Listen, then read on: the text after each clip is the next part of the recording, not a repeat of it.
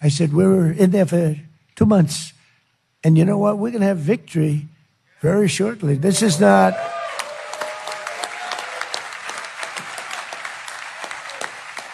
And against a very tough, smart country. These people were fighters.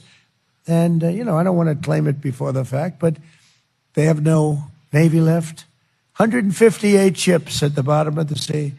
158, think of it. 158. I got angry. I said, why didn't you save them? We could have used them, They would rather shoot them than save them. I said, what the hell? It's only money. But some of them were good. They had one named the Soleimani. You know what the Soleimani? We took him out. He was one of the worst terrorists in the history of this country, this world. They killed many of our people. Many of our people have been killed. When you see a young soldier mostly going around without legs, without arms, with their faces so badly injured, it was Soleimani that did that. The roadside bombs, they were just terrible. He was the father of the roadside bomb. We killed him. And that had a big impact on Iran.